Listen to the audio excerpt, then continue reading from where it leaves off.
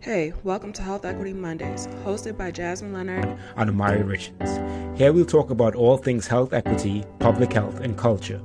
Let's do our part to move health equity forward and all that jazz.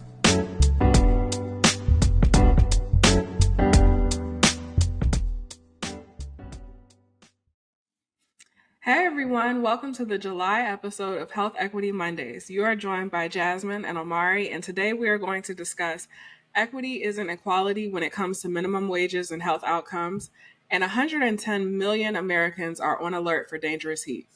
So, Omari, how are you doing? Well, first and foremost, I just want to share my screen across here for a second. Before we get into the check-in, let's get a little cheers. Woo! Woo!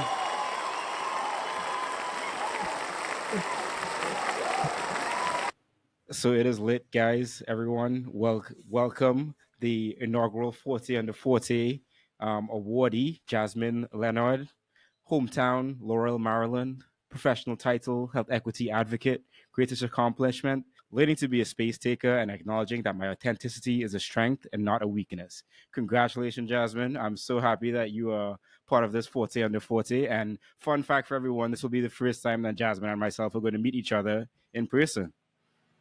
Yes, thank you. And I did not know you were going to do this, so I'm a little bit embarrassed. But yes, I'm so excited to meet you finally in person. And thank you. I'm excited. As you should be, as you should be. So as you know, I'm in good company here. Jasmine just killing it across here. Definitely, if you have not as yet, and you are interested in going to the Black Health Connect inaugural conference, August, I think it's 11th through 13th. Definitely check that out. We'll leave a link below and you can meet both of us there. But if not, definitely just tap into that organization and stay in tune with Black Health Connect because they seem to be doing some cool things. So back to my check-in. I'm doing well. I am in Trinidad and Tobago, came for a wedding and stayed for a week or so. Granted, like my flight coming here was canceled, then delayed, then delayed. I had to sleep on the airport ground, but we made it in time for the wedding, so things were good. I get to eat mangoes from the tree.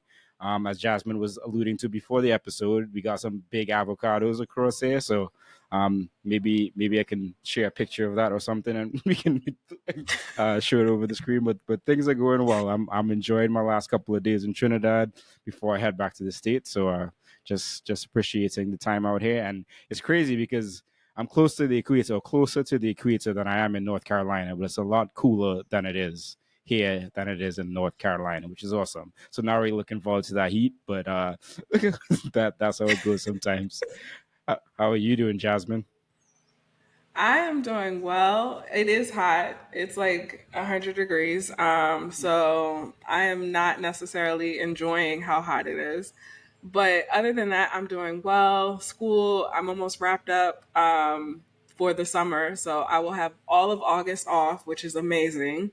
And then everything else has just been going well. I've been having lots of fun hanging out with friends and just enjoying the summer when it's not 100 degrees. When you get back, it'll only be 80. So it'll feel like you got the best of both worlds. That is a good sign, and I'm looking forward to 80-degree weather. That is a nice temperature. I think I'm not gonna like discriminate against the weather. All weather is good weather. It's just preferences out here. but once again, shout out to Jasmine for becoming a Black Health Connect inaugural 40 under 40 cohort member. It's awesome. Definitely, if you have not as yet, message her on LinkedIn, on Instagram, wherever you can find Jasmine and congratulate her because that's really dope. And I'm glad that I was part of that journey and continue to be part of that journey. So awesome to see. Keep on doing great stuff. Thank you. And that's enough. I'm over it. Please stop.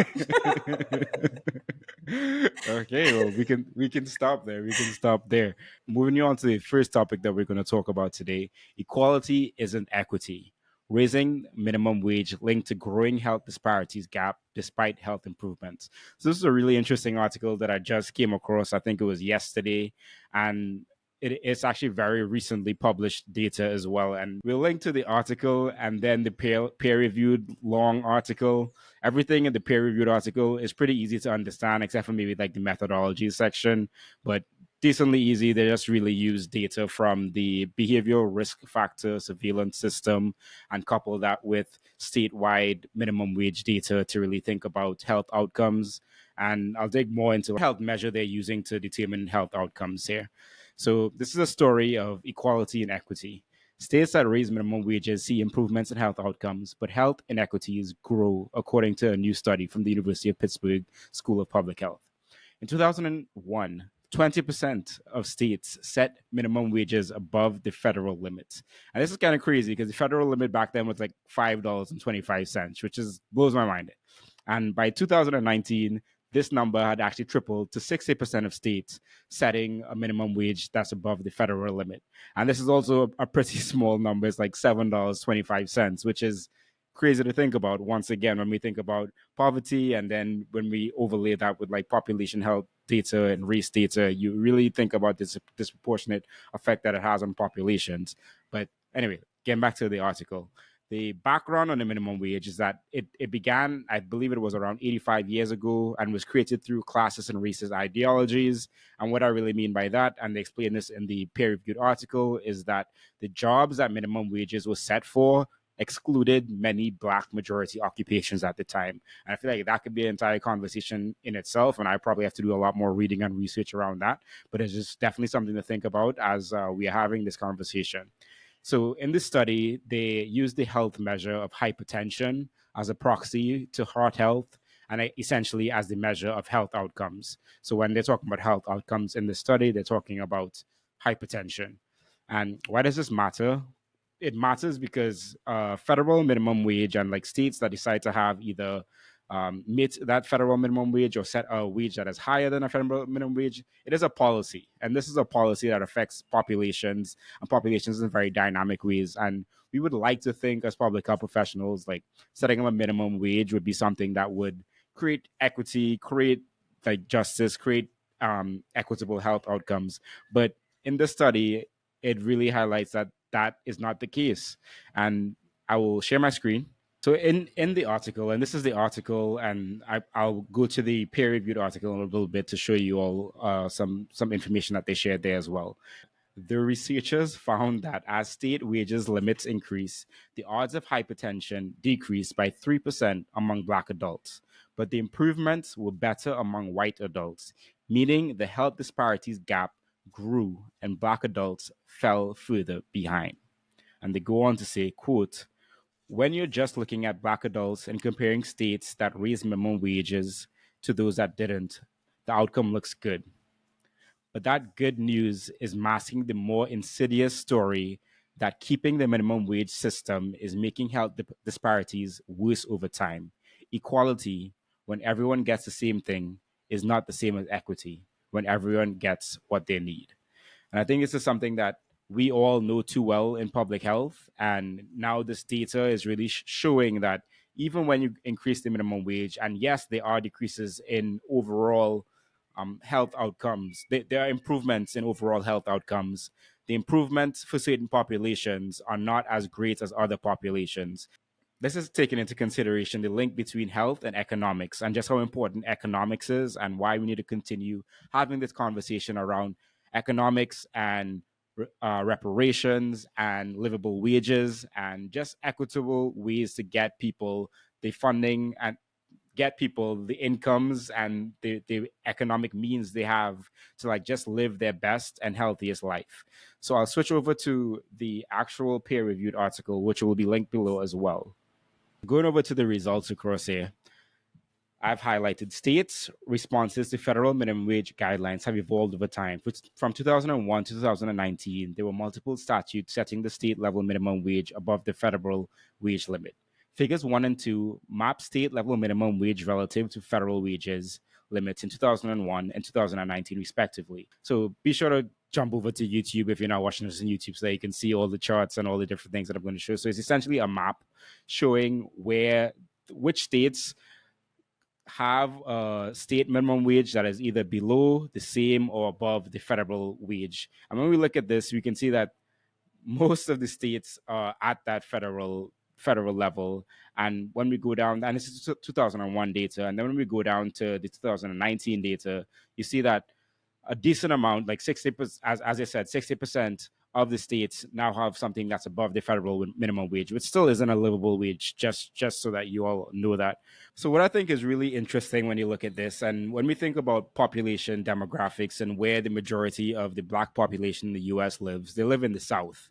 And as we can see here, the southern US hasn't changed much from 2011 to 2019 in regards to having a state minimum wage that is above the federal minimum wage. As you can see, in 2001, all the states in the South, or considered southern states, were either at the same or below state minimum wage to federal minimum wage. But then when we go to 2019, the only states that have changed from 2001 were Florida and Arkansas, which now have a state minimum wage that is above the federal wage, which is interesting to think about when we think about population demographics and what policies are happening at these state levels to get economics to these black populations and other populations. So just to conclude from this interesting study, and I hope that there's more research digging into this, and I think it's important to get more research, just considering that the data was collected from the birthers, and we know data for hypertension is collected on odd years when they're doing birthers surveys, as well as that's a phone call survey. But I don't know if any of you all have ever gotten a phone call to answer any of these surveys, because I've never gotten a phone call, nor have I ever heard of anyone that I know answer these phone calls, which is a whole other discussion in itself, but it's the best data that we have. So in conclusion to this paper, it says states having a minimum wage above the federal wage limit are not sufficient to combat structural racism and reduce the disparities in hypertension among black adults. Rather, future research should explore livable wages as a policy lever to reduce health disparities in hypertension among black adults. So I really, really enjoyed this article because it really shows like high level policy and how those implications really play out at that population level, and how inequities can really come about when you aren't thinking about, okay, we are giving everyone the same thing, but some populations have been disproportionately oppressed because of the structural and systems that are around us. So when we're moving forward as a society, we have to really think about what are the policies and systems that we can put into place to destroy the barriers of those structural things, as well as just ensure that there's equity in health outcomes. Yeah, this is interesting, especially given that last Thursday was Black Women's Equal Pay Day. So just highlighting another kind of aspect of the wage gap and the issues that persist because of that. So I I wish I was ever surprised, but I'm not. And I do think that it's important that we use something like the minimum wage to highlight the differences between equity and equality, because it's so easy to just like explain at that point. Like if everyone is getting the same exact amount and you think about the cost of living, well, the cost of living in Arkansas is a lot different than the cost of living in California. And if they were to have the same minimum wage, how is that equitable? How are people surviving? How are they getting what they actually need? So I like the concept of it. It's frustrating that we continue to be in these cycles of it not being it not being enough, right? Like it's never enough. We're not thinking outside of the box. We're really just recycling same old ideas all the time. Yeah, and that's a good point you brought up there, considering the cost of living across the states. And maybe even it would be possible for the federal government to have some sort of sliding scale or equity meter that really distributes federal minimum wages at different tiers depending on the cost of living at the state level, or maybe even getting more fine-tuned to the county level, which would probably have better outcomes than just looking at it as a broad, okay, let's give everyone this one federal minimum wage. I'm glad that it's high in California, but it's really hard to understand how anyone can really survive at this economic level and have their best health living in these types of conditions. So I think it's just important to continue to push for that conversation around livable wages and how do we get policies in place that are considering livable wages as well as considering equitable livable wages for different populations. So glad that this research was done. Shout out to University of Pittsburgh School of Public Health. So let's definitely all work towards to get more systemic policies in place that are equitable and helping populations where they're at. Shifting gears now to the promo break. Be sure to sign up for my email list. The link is below. I'm sending great insights, and it's the first place that you will get these great insights that will be posted other places on the Public Health Millennial. You get job alerts, job opportunities, fellowships, internships, articles, books to look at, podcasts to listen to, and everything in between. So definitely check that out. And follow me on Instagram if you have not as yet at the PH Millennial. Connect with me on LinkedIn. Do not just follow me on LinkedIn. Please connect with me. I would love to continue to grow my network and have people that I am connected to as well as connected with me. So be sure to hit that connect button and not just that follow button. Thank you. Yes, and for me, please subscribe to my newsletter. That goes out on a monthly basis. I'm talking about school and all the things around what it feels like to be a doctoral student while working and while trying to have a life. And follow me on Instagram and LinkedIn. I have been a little bit quiet, but I'm planning on coming back with lots of good information. So now's the perfect time to follow me. You can follow me at Health Equity Jazz on LinkedIn, and you can also search for me on Instagram at Health Equity Jazz. Whoop, whoop. So I've already talked about how hot it is in Maryland. So let's check in with the rest of the country. More than 110 million Americans across 29 states are under heat alerts Saturday from Southern California to Massachusetts. The record heat in the desert Southwest is going to potentially come to an end this weekend or early next week as the monsoonal moisture ramps up. But until then, it is still very much at the height of danger over a month of life-threatening heat. Saturday temperatures will reach near 110 degrees in places like Phoenix, Palm Springs, and Las Vegas. And El Paso, they have been over 100 degrees for more than 40 days. So it's hot. I'm going to show a map of how hot it is right now, and it's just depressing. I don't know. Maybe some of y'all like the heat, but I don't. This is a lot. So you're saying you like the cold? My ideal temperature is around 74. Okay, very So precise. that's not it's not cold, it's not hot. It's just perfect. But yeah, this is a lot. So what you can see here, and this is from ABC News, essentially, it's just hot. There's an excessive heat warning in a few states, a heat advisory across more states, and then excessive heat watch in Florida. So it is very hot, and you're probably wondering at this point, why are we talking about the climate during Health Equity Mondays? And that's, of course, because of climate change. And if we think about One Health and all the things that are impacting our overall health, climate is one of those. And actually, there is a 2022 study from NIH that I'm going to bring up that found that there are racial disparities in how climate change is going to impact US citizens. Okay. All right. So, like I said, this is a 2022 study from the NIH, and it's essentially a lit review where they looked at a number of articles that had to deal with climate change, and they were interested in what, if any, racial differences were present in the different types of climate change. So, specifically, when we're looking at temperature, what's highlighted here are some of the findings. So, it says risk of dying associated with higher temperatures and extreme heat events was elevated among Black, Latinx, and Native American individuals compared to whites in studies across the USA, with even higher risk among non US citizens. For example, a national study from 1999 to 2017 found that across all ages, American Indians, Native Alaskans, and Blacks had higher mortality rates from excessive heat, followed by Latinos, whites, and Asian Pacific Islanders.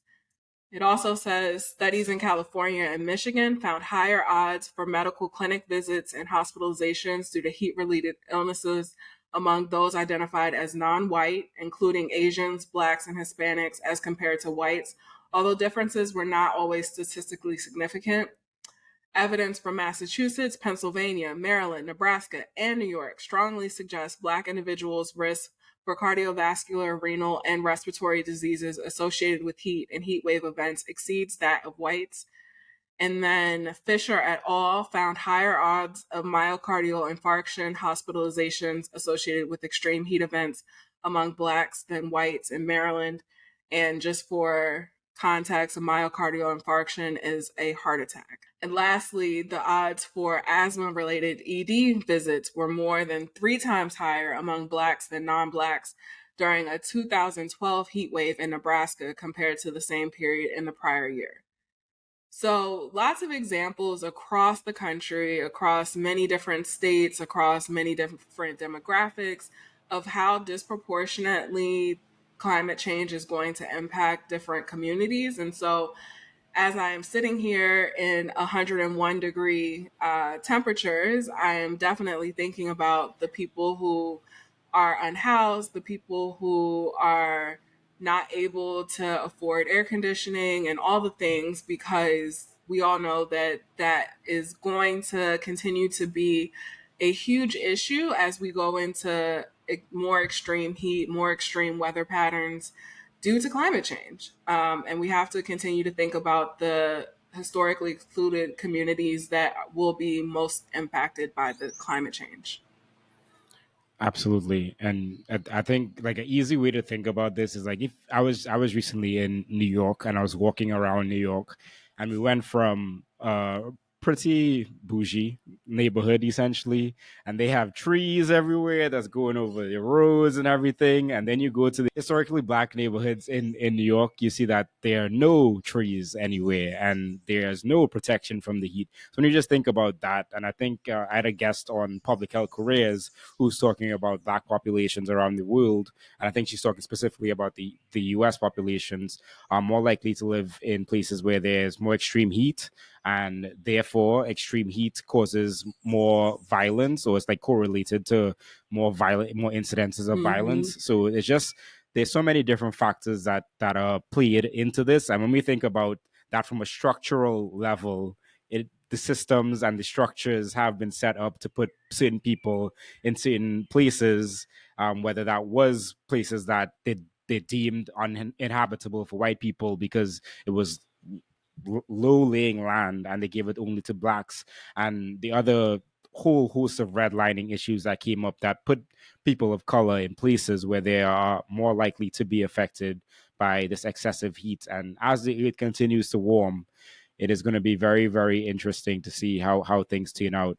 And one population that I just want to highlight here that I think is overlooked many times is the migrant farmer population, because they come here seasonally to work in the farms, and if there aren't protections for the people that are literally people that are picking our food, and there are no protections there, there's no health care there for them, there's no breaks for them, we have to really think about what are the systems that we are setting up to ensure that these populations are being taken care of and that they are having a livelihood for their families without endangering themselves. So there's a lot of action that needs to be done on climate change. So I'm glad that we're highlighting this, and understanding that climate change is also a health equity issue is something that is good to know and good to understand when you are thinking about this.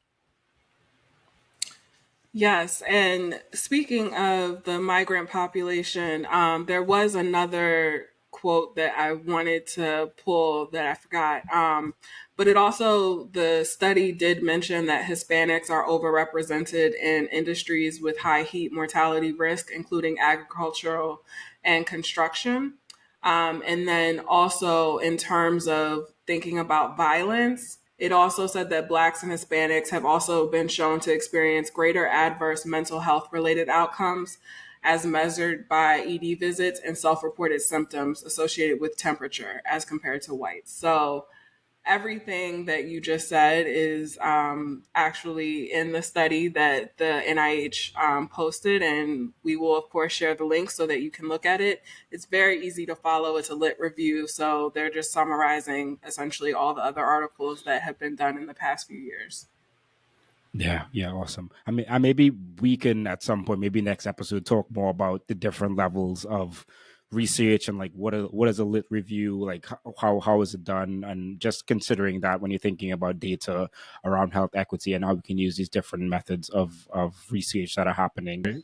But yeah, I definitely think these are topics that are going to continue to come up, and we're going to have to continue to have the conversation on it, and hopefully we can get big system changes, policy changes that are able to protect and improve the health of these populations that have and continue to be marginalized and oppressed by the systems. And yeah. Yeah. Well, since it's hot, I think it's time to put you in the hot seat. But dang, nice And one. I know, right? I came up with that one. It's time for equity in action. Woo! Are you ready? I was born ready. You were born ready? Yes, Okay. So I think last time you stumped me. that is And so correct. now it's my turn to stump you. That is debatable. I will stump you, hopefully. Let's see. Okay. True or false? Black women who hold a doctorate degree compared to white men with the same education lose $900,000 over the course of their career. $900,000, just shy of $1 million. Just shy of $1 million. True or false? If they lose 900,000, ooh, is it more than that? That number does seem. I can see where that number makes sense, logically speaking, but I don't know if you just pulled it out of a hat. Um, Hey, this is it was this is just a Black tough one. women's equal pay day. I should have read your post more in depth. uh, I am gonna say that it is true. It is actually false. What's the That number? number I What's the did not. number? The number is 2.1 million. Lord have mercy. The 900,000 is for Black women with a high school degree. So it is Black more black than black woman double. black woman with a high school degree compared to white men with a high school degree. Yes. Okay. Yes. Wow. That's crazy. Yes. 2.1 million. That's 2.1 million over the course of a 40-year career. that's a lot of economic. I think it goes back to that economic deprivation that kind of happens, and wow, that's a lot of moolah that's kind of just disappears that should be in the pockets of these black populations. It absolutely. And as someone who is working on a doctoral degree, I feel like I see money flying out of the window and it hurts. So we have a lot to do in order to fix this issue. And when I say we, I don't mean me. I mean the country that gets to make these decisions and white supremacy. But yes, it's alarming. It's alarming. Definitely is very very alarming, and I think like maybe a tangible step that people can take is like just having this conversation with people that are in organizations or working in similar roles with you about like what is the correct thing to ask to get paid, because many times companies would ask you what's your expected salary, and then their expected range might be something that's a lot higher than that, and if you don't know, like many times these companies, especially larger companies, are not going to advocate to help and support you in that way. So yeah, maybe that, granted, like that's a very small piece of the pie, but I think that's something like tangible that we could do as individuals. But there's definitely a lot more that needs to be done around pay transparency, as well as I guess just equity in pay, because that is messed up. $2.1 million messed up. That's like almost winning a very small lottery. Yeah. Oh, that's right. Everyone, please go out and get a ticket to Mega Millions. It's over $1 billion. If you win, Omari and I Five will take five our cut percent, 5% each. because we reminded you to do it. So, we'll take our cut. Just let us know when you win. We do not Yeah. condone gambling, but if you're going to choose a number, put 25 in there somewhere. See, you say 25. I feel like you have to put 13 in there somehow. All right, 13 and 25. You got two numbers there. You're welcome. Let us know when you win. Yeah, yeah. We'll send you our Venmo or Zelle information, whatever you want to do. We're pretty easy. We'll take a paper check as well. I'll give you my address. Hey, if you still have that, I will do that too. Awesome, awesome. Well, another wonderful episode of Health Equity Mondays. I'm really excited to see you. So next time we probably have another episode, we will have had met each other in person. So that's awesome, and it's very exciting. But congratulations once again. Look forward to celebrating you on at the gala, as well as like checking out this inaugural conference, which I think will be interesting. And I know that it seems like there are a lot of medical doctors, pharmacists, and nurses. Hopefully, a lot of public health professionals are there as well. But if not, we'll hold it down for you all, and we'll see you all next year. We absolutely will, and we'll be sure to take a picture and share with you all so that we have Many photographic pictures. proof of meeting each other. And yes, so exciting. Absolutely. Well, you all be sure to stay as cool as you can out there. Make sure you're drinking water. Get some salts in there. Electrolytes, natural electrolytes, not Gatorade that has too much sugar in it. Um, I guess I'm not a health expert, but I do simple things. but but stay cool out there and do what you can. Advocate for the policies that are supporting the communities that need our support. Yeah. And we will be back next month. In August. Wow. I'm busy. Whew. But before we go, be sure to subscribe, hit that like button if you're watching this on YouTube. Share with a friend.